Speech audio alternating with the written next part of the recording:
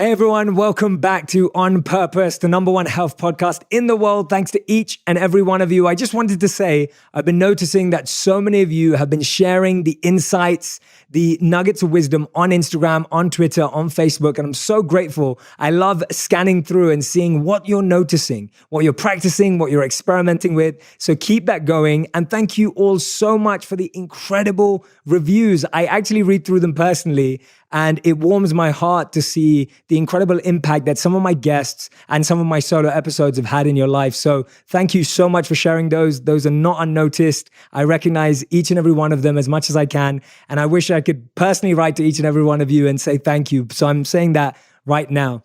And today's guest is someone that I'm so excited to introduce to you. I've been following her for an extremely long time, and I'm currently this week at the West Creek Ranch at the Arthur M. Blank Family Foundation, and we're talking about the state of well-being in America. And this lady is absolutely phenomenal. If you've not seen her work yet, you're in for a real treat. But she's a psychologist, an expert in human behavior, and she actually teaches the most popular class at Yale of all time, which is an incredible achievement in and of itself. And so you're going to get to be a part of that class today. So you can pretend that you're at Yale right now as you're listening, whether you're in your car, walking your dog, at the gym, or wherever else you are. And her name is Laurie Santos. Laurie, thank you for being here. Thanks so much for having me. Yeah, I heard you speak the other day, and I was just like, my audience is going to love you and going to learn so much from you. I sat there and I felt so much reassurance and confidence that what I was sharing with my audience was true based on your years of research, based on all your hard work. And today I can't wait for my audience to fall more in love with you and learn more about you, because I think the work that you're doing, and more importantly, the way you do it, is so graceful and so impactful. I just want to point this out to anyone. I've spent only a couple of days with Laurie, and we've only exchanged a few moments. But the beautiful thing is when someone's teaching well-being, you're hoping that they live it. And when I met Laurie, she's just really sweet, really graceful, really kind. And I love seeing that more than anything. But thank you for being here. Thanks so much. This is great. Yeah. So Laurie, tell me how you even came to this point, because you've been at Yale for 16 years. Yeah, I've been teaching at Yale for 16 years. And most of the time I was just a professor at the front of the classroom. You know, I saw the students, but kind of from a distance. But just in the last 2 years, I switched. I became one of the heads of college at Yale. So Yale's kind of a weird place. It's like Hogwarts. It's got the kind of colleges within a college, you know, your Gryffindor, Slytherin kind of thing. Who are you? We're Silliman, which sounds like Slytherin, but totally no connection whatsoever. But that gave me a completely new perspective. I'm hanging out with students. I live with them on campus. I live with them in their courtyard, and I hang out with them directly. And I started just seeing how miserable college students were, you know, just the levels of depression, the levels of even things like suicidal ideation, and just like the general, like trying to fast forward their life. You know, you ask students how it's going. It's like, oh, I can't wait to get to the end of the week. I can't wait to get to the end of the semester. And I was like, they're missing it. You know, this is the one time you're going to be at college with your friends. And I was just really sad about it. And so one could be depressed by all those kind of sad statistics, but instead I was kind of inspired because I know all this work in positive psychology, and I'm a practicing psychology professor, and I'm like, there are answers here. You can do better. And so I just decided to teach students all these insights. I'm like, let me just develop a totally new course for Yale kids where I teach them all the stuff you've been teaching your podcast listeners, right? Like just how to do a little bit better, some of these misconceptions about happiness and the practices you can put into your life to do better. And so I put the course together. You know, it was a completely new class. I didn't know what was going to happen. I figured, 30 or 40 kids would take it.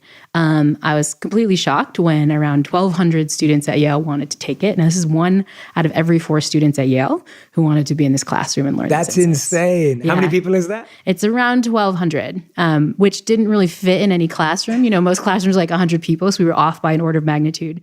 We ended up at first teaching the class in a church, which I thought was really beautiful and kind of telling. And then we moved to a concert hall, which I think has different symbolism. But we eventually found a place to fit everybody.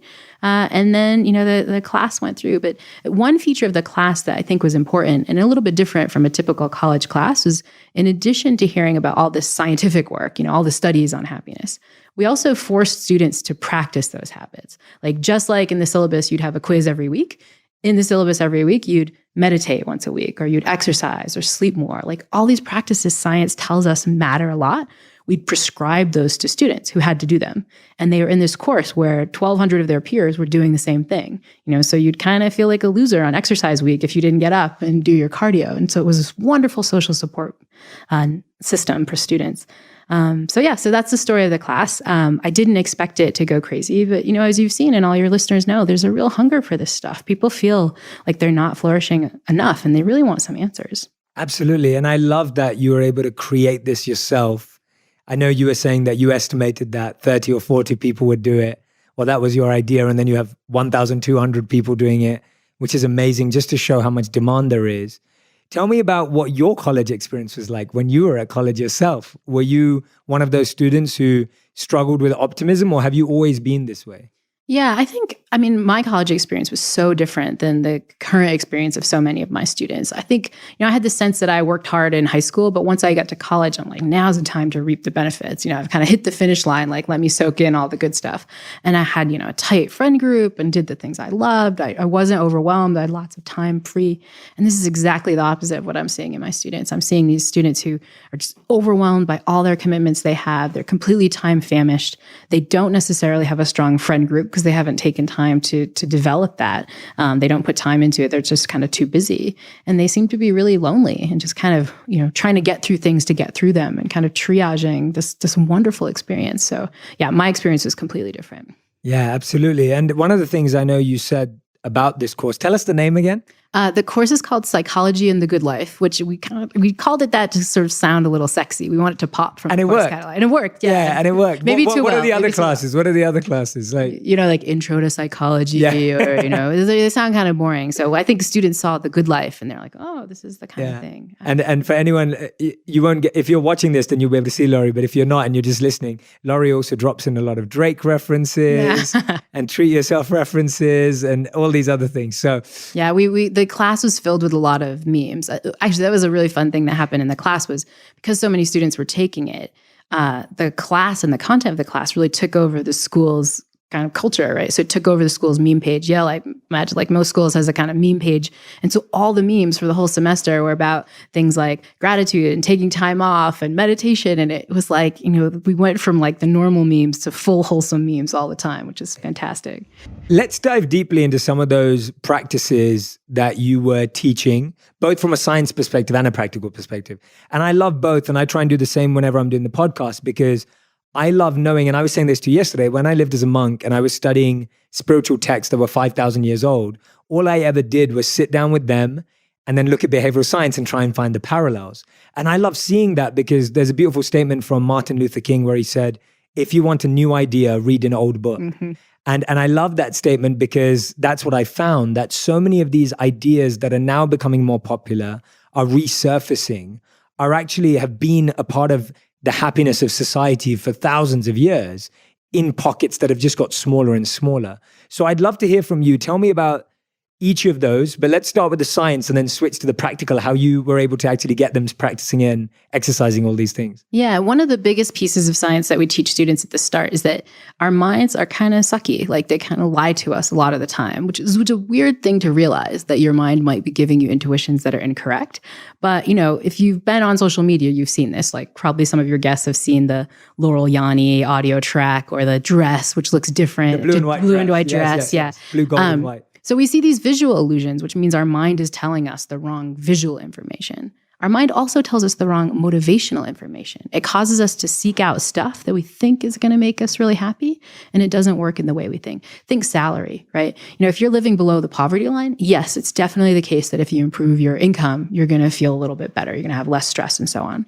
But for most folks who have a roof over their head, reasonable middle-class job, just getting that Christmas bonus isn't going to work. That's not what our mind tells us. We seek out more salary, more money, more material goods, but those things just don't work. My college students, a big thing I see is they're seeking out grades. They think the perfect grade, which gives them the perfect job, like that's the way to well-being in life.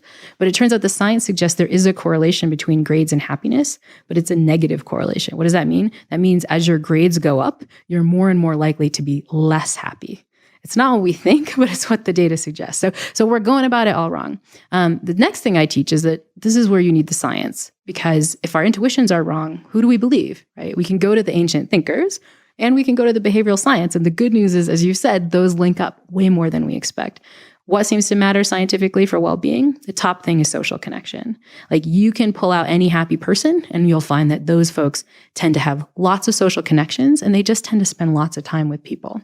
This is the thing that's tragic for me with my Yale students, because what's the opportunity cost when you're focusing on grades? You don't have time to hang out with anyone. You don't have time to make friends. What's your opportunity cost if you care about salary and you're putting in tons of hours at work? You don't see your family. You don't get to hang out with your pals. So I think that's a huge one. Yeah, let's dive into some of these, because I think they're fascinating. So I love that point you're making about how what we expect to make us happy doesn't actually work. And there's that fantastic statement from Jim Carrey where he said that I wish that everyone would become rich, famous, and get everything they ever wanted just to realize it's not the point. Mm-hmm. And it's fascinating that we actually trick our minds. So in the Vedic teachings, that was called the 4 defects of the mind. And there were 4 defects that were explained to show how everything from visual to mental stimuluses can actually drive us wrong. So you specifically said there that actually we believe that an increase in wealth, despite the poverty line example you gave, an increase in wealth actually doesn't correlate. Is there a space that does correlate with a certain amount of happiness? Is there a exact number or salary per year or anything that does correlate? Yeah, it gets really tricky, but there's some numbers that are floating around out there. Actually, one study by Danny Kahneman and Angus Deaton, 2 different Nobel Prize winning economists, right? So they should get it right. They grabbed all these different well-being measures, how stressed you were, how happy you were, and so on. And they tried to plot that against your income. And what they find, at least in the US, is that lower income, so if you're earning $10,000 or something like that, if you get more money, you'll increase on all those well-being measures. So you'll be less stressed, you'll be happier, and so on. But in the US, they find that bump up for salary drops off. It kind of flatlines at a certain point. And the flatline is at around $75K in the US right now. What does that mean? That means if you're earning $75,000 right now in the US, even if I quadruple your salary, you're not going to see one tiny increase in your happiness levels, whether it be in terms of your stress, your positive emotion, and so on. Now, this is not what we think. I bet there's folks who are earning $75K out there who play the lottery thinking, if I could only get 16 million, I'd be happier. And that's just wrong. Wow. Amazing. Okay. And then the other one was the grades one, which fascinated me even more, because is that more linked to ambition and success and achievement, or is it specifically linked to grades? I think this is one that folks haven't dug as deep into, is really linked to grades. It seems like higher grades are correlated with lower well-being, also correlated with lower optimism levels and lower self-esteem. Again, not what we think, but that's what the data suggests. The causal reason for that one is trickier. I think we have less data, but my guess is, again, it's based on opportunity cost. If you're freaking out about your grades, you're not hanging out with your friends. You're not taking time to just be and be present. You're focused on this external reward that even once you get it it's going to go away. You're not focused at all on the journey. Mm-hmm. And so focusing on grades is at a cost of focusing on all the good stuff that really does matter. Yeah, especially I think when you could also be working hard for a grade that you don't even care about. I feel like if there's more meaning from anything I've seen, I remember I was reading The Upside of Stress by Kelly McGonigal, and she was talking about how actually when we're doing something meaningful, we can take on more stress. Yeah. And we can deal with more pain when we feel connected or a mission or meaning. And so I feel like sometimes grades don't make us happy when they are. And I loved what you pointed out there about the journey. And that's what I've seen in my life as well, is that I get these beautiful moments, and I know you've had them too in your work, of like getting onto the Today Show or being interviewed by Ellen DeGeneres or any of those things that have happened for me. And I'm always saying to people like, no, but it's the journey that I'm in love with. And those are beautiful, almost what are they called? Milestones. They're beautiful milestones along the journey, but they just pinpoint the external journey. But the internal journey of waking up every day and doing what I love is far more fascinating. Yeah, I think this is what I see in the students all the time. I think the students who are studying these things because they want to learn more, right? They want to grow in their understanding. They have some purpose in doing it. They want to be a doctor or something like that. Those are the students who don't fall prey to this kind of thing. But the students who are just obsessed with the A because it has to be an A, yes, they get there and they get the A and they immediately get anxious for the next step because, now I've gotten straight A's for like 3 semesters, now it's got to be 4 next. And so I think we put in these kinds of accolades like the idea that they're going to just make us happy like for all time, right? We think these accolades are just going to bring us the well-being we've been craving. But when we put all our eggs in that kind of external reward basket and we get there and we're like, okay, now what? It's just on to the next thing. Yeah. You have to pay attention to the journey. There has to be some purpose there. I love that. And I think that's so indicative of just, it's okay to get good grades. It's good to get good grades, but with the intent of you're getting them in something meaningful, that's purposeful to you, that's useful, and not believing that the grade in and of itself will provide you happiness. That's right. So I love that point. Yeah. In fact, the grades, if you just focus on the grades in and of themselves, then you kind of get off track. It's not about learning anymore. It's about the grade. So what does that do? There's research suggesting kids who are focused on grades are more likely to cheat. Why? Because they don't care about learning it. They just want to get a grade. Kids who are more focused on grades don't like the learning as much, right? Because the learning is kind of scary, right? It's this outcome that could make or break your opinion of yourself, right? And kids who are focused on grades actually end up hating learning over time. Yeah. So the kids who have the best grades sometimes have the least enjoyment of school. So the kids who are doing the best like school the least, which doesn't make any sense. But no, yeah. Absolutely. That's crazy. And you brought about this point of social connection, which I really appreciate and I totally see the value in. The biggest challenge I see today and at moments in my life, which I'm very aware of as well, is that you can be surrounded by people and still feel lonely. And I think one of the people that made us most aware of that was Robin Williams. When Robin Williams passed away, he spoke so often about, and it was just there hidden in messages that we didn't notice until he wasn't here with us anymore, but this message around how you could actually be around lots of people and still feel lonely. Tell us about what true social connection is, because I think sometimes we mistake it for being at the coolest party or being out with everyone at the beach. And I don't think that's what you're trying to say. Yeah, I think we mess up social connection all the time. You know, I see this so tragically just in my own college at Yale, where, I'll walk into the dining hall and students will be, quote unquote, connecting. They'll all be on their phones, scrolling through likes and texting someone, but they have these, big Bose headphones on and they're not connecting with the other humans that are there with them. Like real social connection is about like real connection. It's talking to like people live in the flesh, or at least people in real time, like, talking to your family on FaceTime or something like that. And I think it's not about being around lots of people. It's like deeply connecting with other folks. Another spot where our mind lies to us is we think that it'd be more fun to kind of connect really shallowly, go to the party and just like, talk about the weather or talk about something stupid. But the research suggests that like actually having these deep, meaningful conversations, ones where you're vulnerable, those are the ones that really increase well-being. So a conversation of like, oh, what happened on Netflix last night? We predict that will feel more comfortable, we'll enjoy it more. But a conversation where you're like, hey, when's the last time you cried? Or, what's something that you feel really guilty about in your life? Or what's a thing that like you don't admit to people, but you're really grateful for? Like those aren't the conversation starters we use at the beach party, but we should be, because those are the ones that both make us feel better, make us feel more connected, and drive the kind of deep friendships that we really need. I love that. That is such practical advice. And I think it's so powerful because when I first started making videos, my belief was that people had meaningful conversations, but not often enough and in very small circles. And my hypothesis was if I could make videos that would spark a conversation and give people thought-provoking discussions to have around meaningful life, then we could test whether people actually cared. And what I shared yesterday showed that people do want to have meaningful conversations. Mm-hmm. And it does feel, and I know you addressed this really well, and I'm glad you did that. In the beginning, a lot of your students were like, oh, that's cheesy, or that's cliche, or that's so, what was the other word you used? Awkward. Emo. Yeah, right. Like that's so emo, or that's so awkward, and oh, that's like that soft stuff. And how have you seen that change? Tell me about some of those stories in which you saw people say that, but actually you saw these transformations, because I think what you're encouraging people to do, and you're so right, we think talking about that show or that sports game is where that social connection comes from, but you're totally right. It's totally beyond that. So give us some of those examples. Yeah, the sad thing is that there are not lots of examples where people get it. And I think that comes from a really dumb feature of our mind, which is like, our mind is like biased, but even knowing about those biases doesn't make them go away. And so my favorite recent example, we're here at this wonderful ranch at the Arbiter Bank Foundation that's funding this wonderful happiness summit. And they have a lot of these exercises that are evidence-based. And last night at dinner, they gave us these deep conversation cards. Like at dinner, have these deep conversations. And a whole room of experts, some of whom know this data really well, were like, this is awkward. Like, do we really have to do this? And then the person was like, no, you really have to do it.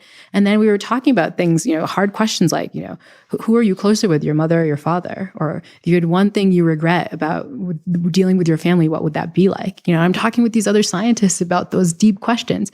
And even I had the intuition of like, this is going to be weird. I don't want to talk with these folks. But by the end, we were literally hugging and high-fiving, and it just kind of came together. And so I think this is a hard thing, even for folks who listen to your podcast and have been learning all these insights, is like, even if you know the insights, sometimes they still don't start feeling intuitive. You still have to kind of like, no, I know this doesn't feel right, but like, I'm going to do it anyway. And I think there can be really power to that. Once you understand the deep wisdom, once you understand the ancient stuff and the behavioral science, that gives you clues about what to do. It doesn't always feel intuitive. But as you do it more and more, you're like, oh, this is going to work. This is going to feel good. Absolutely. And you were telling me that some of the students actually, after being grateful or after doing the exercises that you set out, actually had moments where they did realize the value. They had the insight. Yeah. I mean, it's always in the context of like, I didn't believe you, but I did it anyway, and it worked. One of my favorite ones, another thing we prescribe are these healthy practices, simple things like sleep, which we know can improve mental health. And I had one student in my college who was, it was midterm season, which is a time when no students are sleeping. They're all kind of staying up and studying. And he said, like Professor Santos, this year, for the first time, I decided I was going to follow your advice and I was just going to get 8 hours of sleep for every midterm. And the whole time I was just completely freaked out that I was not going to study enough. And I get the best grades this semester that I've ever gotten. Oh, wow. And I was like, well, you're going to do it for the finals? And he's like, well, maybe. So it doesn't always translate. But I think, I think people get these insights where you start realizing, the old way wasn't working, right? Yes. And so you start doing, you're like, wait, this feels better. Yes. And I think it's so important that when we do have that moment, we write down what those patterns are. Because I remember when I was at college, university, as we call it in England, every year when I'd do well, and then it would get to the next year and I'd be like, well, how did I do well last year? And then I'd be trying to figure out what I did last year that worked well. Yeah. And then after a while, I just started to write things down. And so I know that I'm most impactful between 10 a.m. to 3 p.m. And that's when I do most of my creative work in the day. Mm-hmm. I know things like I don't like revising or studying late at night because that actually gives me anxiety and stress and pressure. And so I barely work at night in a creative way or a diligent way. I also know that I like more breaks now. And one of my favorite things that I'm practicing a lot right now is single tasking. Is I don't like doing multiple different activities in the same day. I'd rather have a day where all I do is record podcasts and then have another day is all I do is write scripts than live a life where I'm doing all of it at the same time. And I see when I do mix it too much because my life gets crazy, I start to see myself becoming less effective, less creative, less productive. And so for me, I think that's such a valuable point. Tell me about the study you talked about when students were on the train. People were on the train and talking to strangers. I thought that was fascinating. And another spot where we get things wrong is like, we just don't think that talking to people will feel good. I think that's especially true in the modern day, especially true in cities, right? I have trouble striking up a conversation with somebody on the train and so on. But the data suggests I'm going about it all wrong. This is some lovely work by the psychologist Nick Epley, where he did this crazy study. He just walked up to people on the L train in Chicago who are commuting to work, said, do you want to be in a study? He offered them a $10 Starbucks gift card, which turns out is the engine of all of scientific research, because people say, yes, I want to get this $10 Starbucks gift card. He said, great, you can have the $10 Starbucks gift card, but for the rest of the train ride, you have to pick a random stranger and talk to them. And don't just talk, like do that exercise, really trying to make a social connection. That was one group. The other group just was told, be silent on the train, don't talk to anybody, or a kind of control group who were just told, do whatever you want. He also had people predict. And so people predict probably what a lot of your listeners are predicting when you think about being on some commuter train and picking a complete stranger and just walking up to them and trying to connect really deeply. Awkward, emo, like this is going to suck, right? And people actually predict their positivity, and they think their positivity is going to drop like pretty drastically. That's what they predict. But what really happens is just the opposite. It's the solitude condition where you're not talking to anybody. That's what makes you feel yucky. The connection condition boosts people's positivity for long ranges. The other thing he finds is like, that's true for introverts and extroverts too. The only difference between introverts and extroverts is that introverts overpredict it's going to feel really awful, but they get the same basic benefit when they actually engage in connection. Yeah, that's insane. Yeah. And I'm recommending everyone listening right now, I want you to try it out. Yeah, they have to take their headphones out on the train right now and just like pause the podcast, talk to somebody for 5 minutes, and then see. Yeah, and make sure you come back to the podcast. Yeah, but literally just try it out. Whether you're on the train or whether you're walking down the street or whatever it is, just try and do that more. If you're at a coffee shop and there's other people there and you're alone and they're alone. Give it a go. Yeah. And I know what your listeners are thinking, because I thought the same thing when I heard this study, like maybe for other people, but not for me. Yeah. And I think this is a thing I still struggle with, as a person that teaches, the happy class at Yale. These intuitions don't come easy for me too.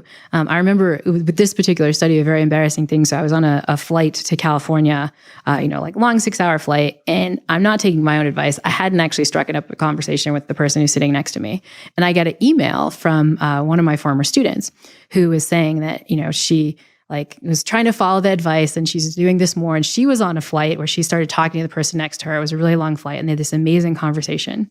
And at the end of the flight, the guy who was sitting next to her was like, this was the first time for me, the first time I talked to somebody, but I took this class by Laurie Santos and, she taught me to talk to someone and it totally worked. And she was like, thank you so much. I just thought it'd be cool that that, people are spreading this message and talking to people on the plane. And here I'm sitting with my laptop and I looked at the guy next to me and I was like, all right. And you did it? Yeah, I finally talked to him. How did it go? It went really well and I felt much better afterwards. But yeah, I think it's important to realize that, if you're hearing these things and you're like, that's not me, that's just the way minds work. Like we might not get the quick intuition that it works. You have to try it. But then once you try it, you can reap all these benefits. Yeah. And where is the space? Because I know you speak about this too.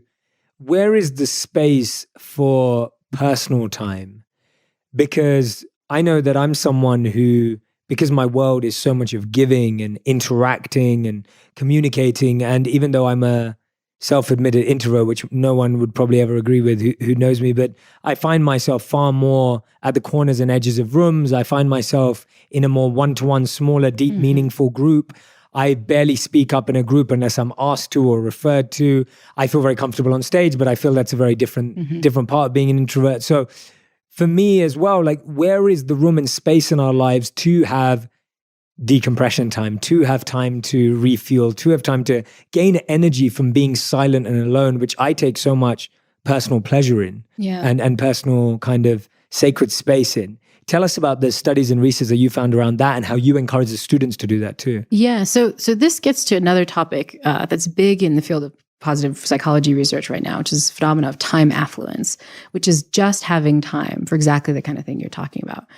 It's not the objective amount of free time you have in your life, but it's the amount of free time you perceive yourself having, which can be a little bit different, right?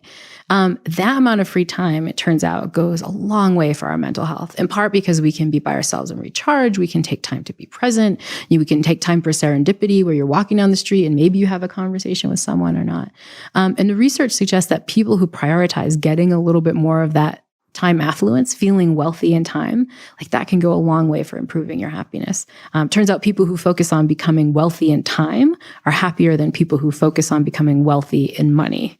Again, a thing that we mispredict, but it can be really powerful. And this is something I see my college students going wrong all the time, right? They think that the way to a happy life is to fill it, meeting with friends, and I'm going to run to my extracurricular, and then I'm going to switch to the gym, and then I'm going to study. And it's you look at their GCal and it's bled all over it. So it's just a sea of red. And you think can I just open this up a little bit? What would it look like to have, a free hour every day, just to kind of have space to breathe and space to be. Yeah, absolutely. And I love what you said about changing our perception, because it's not objectively around how much time we have. And I always joke, Beyonce and Bill Gates also have 24 hours a day. Yeah.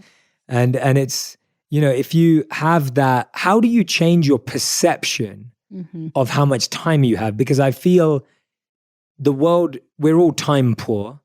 The most common thing we hear from our friends and family is, I don't have time. Probably the most common thing we say to people is, I don't have time. So, people ask, how are you? You're busy. Busy, right? And I started changing. One thing I started to do last year, because I started to realize that I was using that word a lot, and I started switching the word busy for productive for my mental state. And because I started to realize that forced me and pushed me to be more productive too, and be careful about recognizing that time affluence was a part of productivity. Yeah. But time affluence did not sit in busyness. Yeah. And so for me, just that mental switch was huge. And the words we use matter, right? I mean, this is our own perception of time. So if someone, 3 times a day, people ask, how are you? And you say busy, you start convincing yourself. And the data the data don't necessarily bear out that we're becoming busier. Ashley Willens, who's at Harvard Business School, looked at this and she found that it's not the case that we're busier. We're just as busy as we were 20 years ago. ago. We just think we're busier. And so what can you do to feel less busy? One is, it sounds odd, but to feel like you have more time, you have to gift yourself some time. You have to like just allow yourself to have some. And we all know this kind of implicitly. Like if you've ever had, a moment at work or something where you thought you had like a day filled with meetings and you show up at one meeting and it gets canceled and like, oh, what's happening now? It's like, this happens to me sometimes. I like walk into a faculty meeting, like, where is everybody? Like, oh, it got canceled. Didn't you hear? I'm like, no. Then I'm like, I have a half hour. And objectively, it's only a half hour, but for your, I feel like I could go skiing. Like I could take up a new like it's like a half hour, right? And so that's the power of giving yourself a little free time that you didn't expect, right? Is it can feel so much bigger than it is. I did this for my students. So I found it really ironic that I was going to teach them a whole lecture on time affluence and all these studies when they're just so time famished. And so I'm like, let me let them see what this feels like. So on the day we were supposed to have this time affluence lecture, students came to class and my teaching assistants were handing out these flyers. And the flyers said, today's lecture is about time affluence. And to make you feel what that's like, I'm going to give you some. No class today, right? And it's better that I couldn't cancel class the day before because then they'd know. It's like, but it was like that canceled meeting moment. Yes. And they were screaming. And students freaked out. One student brought out a Bluetooth speaker and they were playing like Drake, God's Plan. Everyone was like, oh yeah. It's like, but what was amazing was some students reacted like with a deep emotional reaction. Like one student burst into tears and she said this was the first free hour and a half she's had all semester. Wow. And I think, we can all start feeling like that, but that's our choice. We can free this up. So homework, 'cause I'm a professor, I give even your podcast listeners homework. Homework is go into your GCal or whatever calendar system you use right now and block off next month sometime, just pick a random day, just block off a month and put it in there and write time affluence, 2 hours, time affluence. And I promise when you get to that spot, it will just feel amazing. Yeah. She's a professor after all. She has to give us some homework. No, I love it. And yeah, I talk a lot about people setting meetings. So meetings, i.e. ME, and then meetings, because I feel like we're so busy scheduling meetings with everyone else, yet the most important meeting of the day is with yourself. And I don't know anyone who's really prioritized meetings with themselves. Yeah. And when we were monks, time with ourselves and meetings was such an important part of, before you have time for anyone else, if you haven't had time for yourself, how are you going to show up in that podcast, meeting, conversation, discussion, etc.? So I'm glad and the work that Ashley Willens is doing is suggesting that just feeling time strapped causes us to do all this yucky stuff. She finds that people who are more time strapped, even if I just do some intervention where I have you, list all the things you have to do today, which makes me feel like, oh gosh, I have so much to do. Those people she finds will recycle less for the rest of the week. Like there's old work in psychology suggesting that people who are kind of feeling in a rush will be more mean to other people. Yeah. This very classic study where they had seminary students. So these are people who should really be wanting to help other people. Seminary students where they made them either feel like they were in a rush for a meeting or not. And they did this thing where as the seminary students were walking out to this meeting they might be in a rush for, there was a homeless person, a seemingly homeless person. It was actually a Confederate, like a fake actor who was in the study, who seemed like they were in distress. And the question was, who stopped? And what you find is almost 3 times fewer people stopped when they were in a rush than if they felt like they had some time, right? So all these things we value about ourselves, we feel our moral choices, like whether we recycle, whether we help people. As soon as we get in kind of frantic time famished space, all those goals go away. Yes. And I think that's the study where actually they were made to be in a rush to give a presentation on being a good seminary. That's right. Yeah. It was a rush. I have to get out of here to be a good. I give my lecture on being a good Samaritan. Yeah. Then they're not actually being a good Samaritan. Exactly. Yeah. And that's the dichotomy of it always. That and we went. They didn't do any mean tests like that on us as monks, but when we were out on the streets and asked to fend for ourselves, what we saw were 2 modes that people went into. And what we saw initially was survival mode, where you just started focusing on how do you survive yourself. And then others went into service mode. And we found that over 2 to 3 weeks, those of us that went into service mode not only were happier and healthier and actually had all our needs provided, but we were also accomplishing the task of actually doing what we were meant to do from a soul point of view and from a service point of view. Whereas those who went in survival mode also didn't have the same access to food or friends or any of it. And so we find that survival mode is such a disconnecting way of believing and thinking. And that's kind of like what we were just doing now. We're having a group. And what I'm so excited about collaborating with you and figuring out ways to work together is that I've always believed that people who can figure out a way to work together and collaborate will be happier than those who build their own towers and are sitting on them alone. And I think we see that a lot in society, that we always hear the words, it's lonely at the top. And it's because a lot of people grow their own tower, but they didn't grow everyone else's tower and share towers at the same time. It's boring being in your own tower, but if you could visit someone else's tower and they could visit yours, it'd start becoming a more fun place to be. Yeah. And I think you learn incredible amounts. You mentioned learning from my talk, but I feel like I learned so much from hearing you speak, both hearing your journey and hearing how you put this into practice in your own life, committing to being a monk, committing to this service, but also just like how much you realized about you can teach people through things that are fun. Your listeners aren't listening to this podcast in part because they're getting a grade for it, like my students in class, right? They just think it's really cool. And so I'm grateful the fact that you've shared your tower with me, or our towers have collided, or whatever tower metaphor we want to use. Yeah, we have a bridge. Yes, a bridge. Yeah, that's a bridge. A good one. Yeah. No. It's the same for you. Like when I saw you present, it's like your work is very entertaining.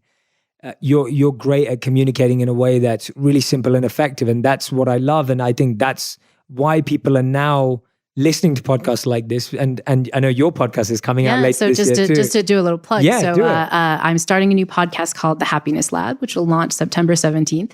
It's a free podcast that's coming out from Pushkin Industries. So those are the folks who brought us Revisionist History by Malcolm Gladwell. My favorite author of all time. Yeah, he's incredible. But it's going to be great. Every episode is going to be a different way your mind lies to you about what you can do to be happy, and what you can do to live a little bit more flourishingly.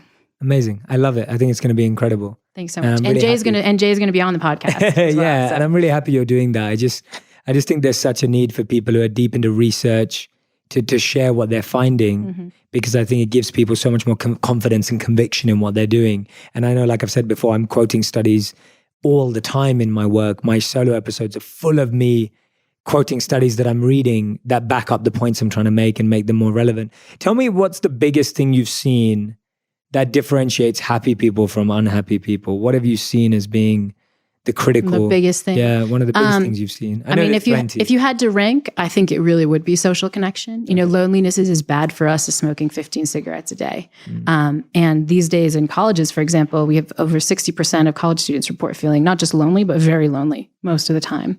So I think that's hit number one. I think hit number two would be to take time, to have time, to be present, to take time to be with oneself, either through meditation or through prayer, or you just canceled some meetings and you had some time to yourself. And then the final thing that we preach is sort of healthier practices. So, silly things that we forget, things like taking time to exercise, taking time to be in nature, taking time to sleep. Those things are much more powerful than we think. Yeah, absolutely. And just one more plug, if I can squeeze in. Yeah. If folks really want to learn more about the science than they've been able to get on your podcast, one fun thing that we've done is that we've put the YALE class online completely for free. Yeah. So if this short version of the YALE class piqued your interest, students can check out Coursera.org, The Science of Wellbeing. It's a 10-week class where you do all the stuff that the YALE students do. You don't have to take it for 10 weeks. You can binge watch it like a Netflix series, just watch all the lectures. But what's amazing is we're seeing scientifically that this class is helping people. We have these data showing that within 10 weeks, it's increasing people's positive emotion.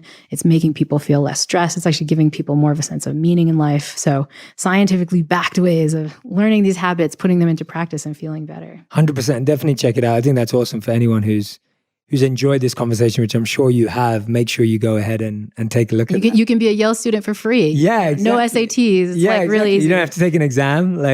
It's amazing. Yeah, that's awesome. I absolutely love that you've done that. I'm glad that it's spreading further. It needs to. And you saw that, right? Because you told the story of the reason it spread is you had a student that was interning at the New York Times, or? Yeah, he actually just had started a job at the New York Times, or was going to start when he graduated, and he was in the class, and he decided to pitch a story on the class. And I think the folks in the New York Times was like, that's so weird that 1 out of every 4 YALE students is taking a class on happiness, not a class on computer science or pre-med class or some data, whatever.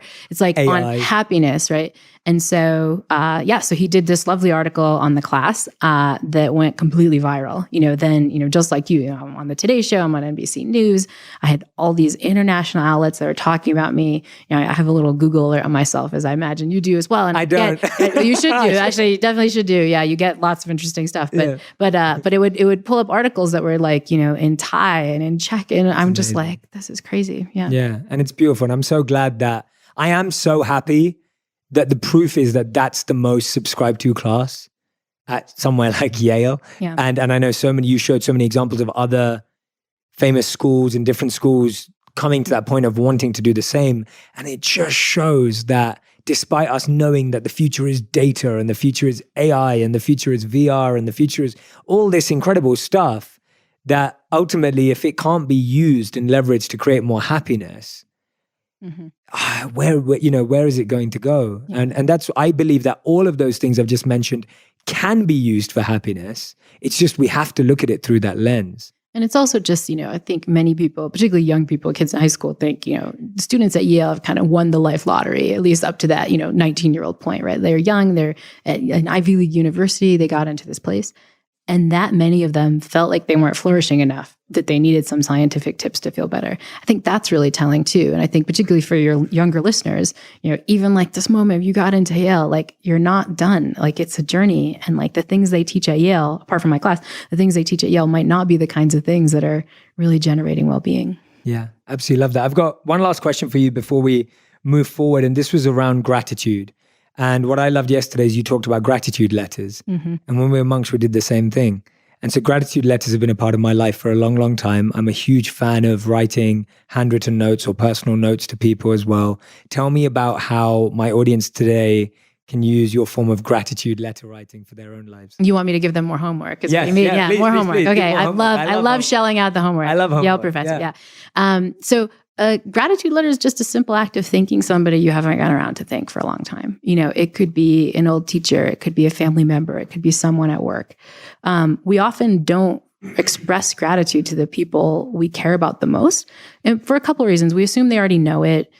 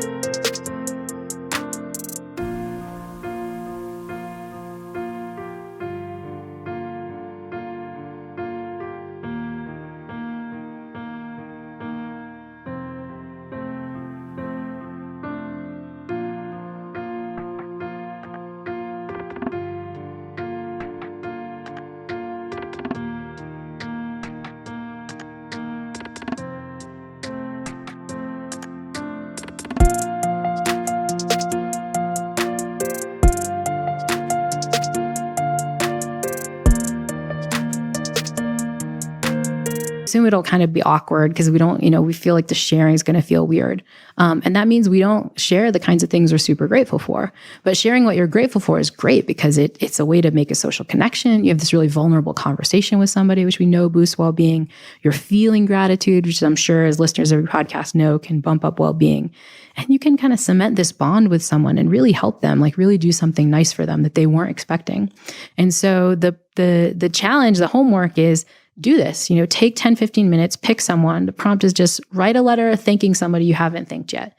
And in the best case scenario, don't just like mail it to them or email them, find them in person and read it to them. Yes. And I'm sure some of your listeners are thinking what my Yale student said, like emo, awkward, yuck, yuck, yuck. A lot of emo, awkward moment. Yeah. But the research suggests that that letter will make the person who receives it not just incredibly happy, but will boost up their purpose and meaning in life in ways they don't expect. Yeah. But what's more amazing is what will happen to you. The research by positive psychologist Marty Seligman and colleagues suggests that it not only bumps up your happiness, but it's a happiness bump that can last for over a month, which is crazy. I mean, when I present the study in class, I say, if I started this lecture by saying there's something you could do in a half hour today that would statistically bump up your well-being for over a month, you would say I was crazy or I was trying to sell something or make money. But like gratitude is completely free. Maybe you have to like pay for the paper or something, but it's really cheap, right? And so it's like such powerful interventions that are completely free and don't even take that much time. Yes. We have this huge effect on our happiness. I absolutely love that. And what turned me really onto gratitude was, I remember a few years ago, one of my friends lost his father. His father passed away, and his last conversation with his father was an argument. Mm-hmm. And he remembers that being the last thing he said to his father, and they were shouting at each other. And then his father passed away. It was unpredicted and no idea that it was going to happen. And I remember him opening up to me and saying to me that he'd regretted that was his last conversation with his father because really he loved his father, and that was just the argument that they were having at the time because of whatever reason. And I remember him telling me that and just thinking to myself, okay, my last conversations with everyone I have from now are going to be good conversations. So I'm never going to go to sleep angry. I'm never going to say something mean to someone as the last thing I say to them. I'm never going to end anything on that sort of a note. And so I've gone around trying to always, I tell my wife I love her every day. I tell my mama, I message my mom as much as I can to tell her I love her. And it's not just artificially just saying, I love you, I love you, I love you. It's like you said, being specific. And that's for me, gratitude is specific. For me, whenever I teach gratitude, is like, how specific can you be about what you're grateful for and what someone's done in your life? Because we all get, like when someone comes up to me and says, Jay, that was a really nice presentation. I'm like, oh, that's nice and I appreciate that. But when someone says, Jay, that was a really nice presentation because this is what I learned, that is far more revelatory to me that the person was actually listening and engaged. And also it's just so much more meaningful and deep and you form a bond. And so I feel that the more specific we can be in gratitude, the more we feel the benefit and the more the other person does too. And there's research on this. It's the specificity and it's also the emotion part. You know, when somebody says, you know, I loved your talk and like, it really touched me, and they're being vulnerable and like admitting emotions to you that might be awkward, especially if they just met you at your talk, like that feels really good. But that's not what people predict. One of the challenges of writing the gratitude letter is our own perception of what the other person's thinking. Like we think like, oh, if I express too much emotion, it's going to feel weird. Or if I mention some specific thing, it might sound like really strange, like why that one specific thing in the talk. Or even worse, we start analyzing, especially if you're writing it, like what the letter sounds like. I know I can be very perfectionistic, and I get this myself of like, they're going to analyze my grammar, something like that. This is some work by the psychologist Nick Epley, and what he finds is like, that's what the writers are thinking. And so they're so worried about it. But what the listeners want is just like, just to feel like you connected, you know, just the specific emotion and like, oh man, you noticed this, right? Yeah. That's what people are paying attention to. Absolutely. In Sanskrit, there's a word that's called saragrahi. And what it means is that the seeker of the essence. And it said that ultimately everyone is just, you're not listening to what people say, you're listening to how they say it. And what's being communicated is the emotion. And I think we all do that. And we were talking about it yesterday, that when we're speaking and communicating, sometimes you could be saying something that makes complete sense, but you say it in the worst way and everyone's already shut off. And sometimes, like you said, we're trying to poetically articulate how we feel, but the person's just going to get the message from emotion. Yeah, just the emotion there. Yeah. And there's so much research on the power of that, right? This is another benefit of gratitude, is that you can actually use it to increase productivity. You know, there's studies in business schools about, you know, if you want to motivate your workers, if you're a manager, don't pay them more, express gratitude. There's one study by Adam Grant where they have folks who are working in like a university call center. So these are like my poor students who have to make money by calling alums and begging for money. And it's, you know, really kind of like soul-wrenching sort of work. But what they find is that if the manager comes in and just says, you know, we're really grateful for what you do, you're really like positively affecting the university, thank you so much, and like in a way that the emotion kind of comes out, using your Sanskrit term, what you find is not only do people work more, they make twice as many calls. So you increase productivity twofold just by the simple act of expressing a teeny tiny bit of emotion in this short thing. We forget the power of this stuff to affect people, to affect ourselves. But we just have to be a little vulnerable and sometimes go against, you know, as my class teaches, go against these instincts and what our mind's telling us to do. It's like, oh, it's going to be awkward. Just do it. You get all these benefits. Okay, one last question because you're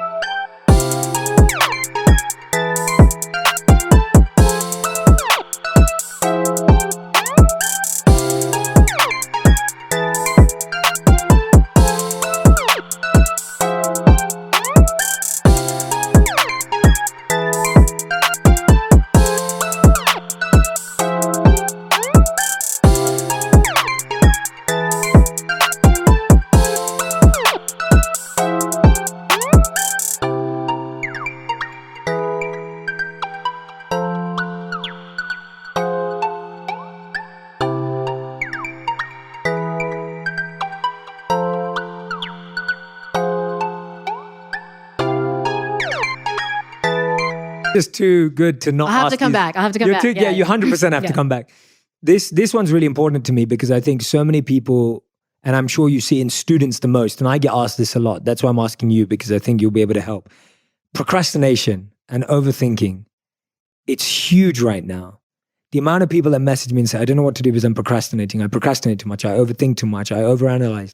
What have you seen, both from a science and practical step-by-step process of overcoming procrastination and overthinking? Yeah. Well, part of it kind of comes from this stuff that we've been talking about. Like, we're not trying to enjoy the journey. We just have this destination in mind, right? I have to write the perfect essay, or I have to, finish the perfect project, this huge, huge thing. And it's from the anxiety that comes from putting all our eggs in that basket that procrastination arises, right? My students will be, doing a final paper and they're so worried about their grade. The final paper has to be perfect. They're not thinking about what they're going to learn or how fun it's going to be. It's just like the anxiety of that. And that's what plagues you. That's why you can't start. And so I think, one way to get over procrastination is to, often people talk about breaking up the project into kind of steps. And I think that does two things. One is it makes it more manageable, that you can kind of feel like your journey is getting you to like some goal and you can keep kind of building on that. But a lot of it is getting us away from this external mindset. We're not, if you're thinking about, oh my God, my final grade in this whole class, that's going to freak you out. You're not going to be able to start. But if you're thinking about like, I'm just going to do the first paragraph, and even that, kind of be mindful about like, what am I going to learn from this paragraph? Like, how can I make it more about the journey? How am I going to make it fun? That kind of opens you up a little bit. It sort of shuts off all the emotion that comes with procrastination. That's awesome. Laurie, you're amazing. What we end every interview with is a final 5 quick fire, rapid fire round. So it's, you have to answer these questions in 1 word or 1 sentence, maximum. I'm a wordy No, professor. you're not. You're actually very good at it. Kidding. I usually ruin this because I get really interested by what people say and then I ask more questions. But anyway, we'll try and do that. So what's the one thing you can always count on to lift your mood? My husband. Oh, that's amazing. I love that. I say my wife to that answer. That's awesome. Question number 2. What's the biggest lesson you've learned from being a teacher? This is a hard one. Patience. Okay. Question number 3. What's the best piece of advice a student's ever given you? To practice what I preach. Nice. That's the challenge of being a teacher. Yeah, absolutely. And a good one. Yes. A good one. Yeah. The 4th one. What's one piece of advice you would give to a student that's struggling in your class? Take time off. Time affluence is a big one. Just get it out of your schedule. Okay, perfect. And 5, what's your favorite part about teaching college students? Just interacting with the students, especially as, I know we're not supposed to talk, but especially as head of college, these students that I get to know feel like my family. They're my deepest and most meaningful social connections. And I just wouldn't give that up for the world. That's amazing. Everyone who's been listening or watching, you've just had a free Yale class. I highly recommend you go and check out Laurie's class on Coursera. If you've enjoyed this conversation, you're going to get so much more out of completing that 10-week class as well. So go check it out. Laurie's podcast is coming out later on this year, The Happiness Lab. Make sure you check that out as well. And go and follow Laurie on Twitter. She's really, really active there as well. So that's another place that you can find her work. Laurie, you're amazing. I'm so glad that we've connected on this trip here, because for me, I love learning and I love growing, and sitting with you is like the best thing for me, because all I have to do is just sit and listen, and it feels like music to me, because your incredible work and the fact that you've taken this research and turned it into something practical. I'm so grateful you've done that. Thank you so much. Thanks because so I'm much. sure that it's not only impacting the people, like you said, not only impacted the people in the class and at Yale, but you've taken it beyond. And